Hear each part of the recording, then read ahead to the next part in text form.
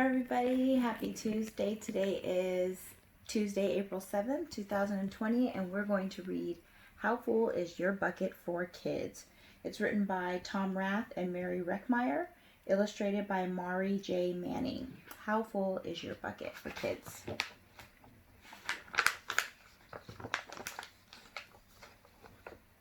Felix was putting one of the last blocks on his tower when his little sister came in. "I want to build with you," she said.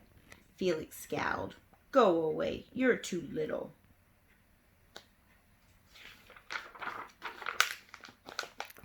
"I'm big. Stay back. You'll knock it over." "I can be very careful. Go play with your baby toys, Anna." Thwack.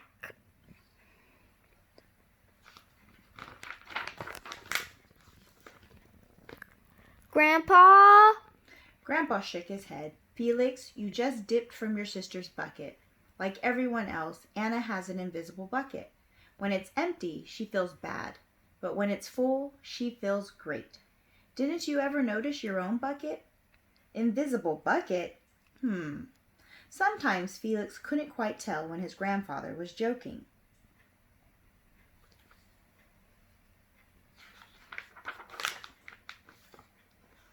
But the next morning when Felix woke up, there it was, a small gray bucket floating above his head.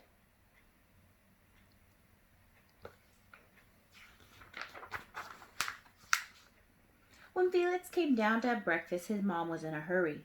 "I've got a meeting this morning and it's almost time to go." "Anna, sit still."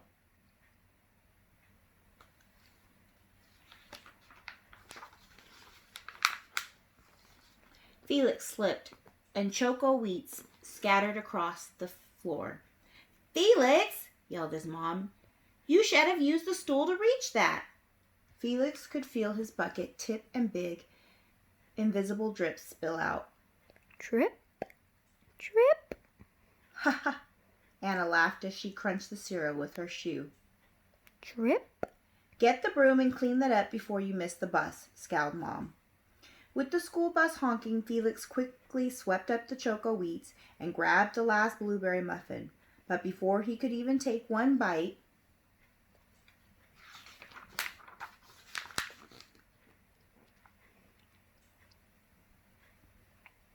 "Hey, look at Felix's new backpack. My baby brother has one just like it." Drip. Buster jumped up and grabbed the muffin from his hand. Drip. Psst. Felix. Psst. Drip. Watch out, shrimp. Drip.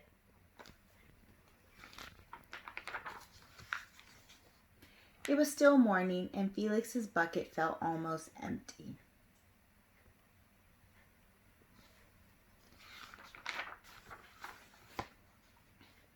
As he watched his classmates walk into the room, he secretly hoped they would trip and fall. That's what it feels like when you have an empty bucket.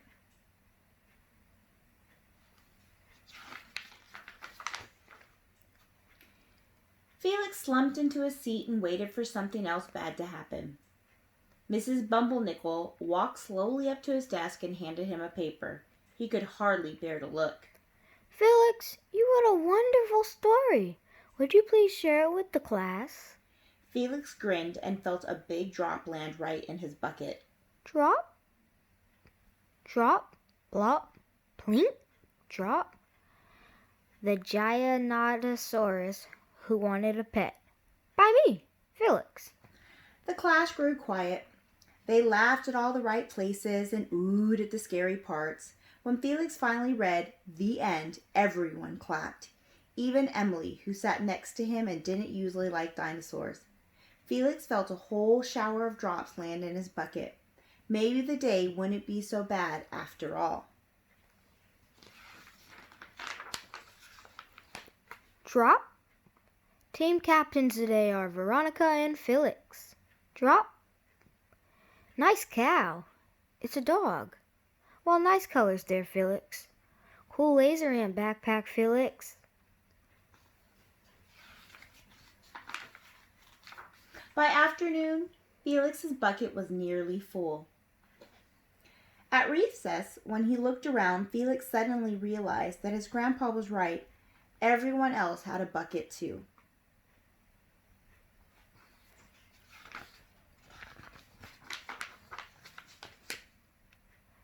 Let me help you. Drop, drop. Here's your baseball cap. Drop, drop. Thanks, dude. Hi, I'm Felix. First day. Yes, I'm Imar. Drop, drop. The strange thing was that for every drop he helped put in someone else's bucket, he felt another drop in his own bucket.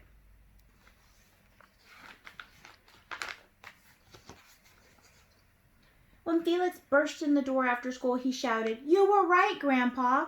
I do have a bucket, and I understand how it works." Then he saw Anna's torn doll. "Bad dog," he almost scolded. But then he thought, dogs might have invisible buckets too. "Your doll will be okay, Anna," said Felix. "Mom will fix her." Wah. Until then, do you want to help me build the tallest building in the world with my blocks?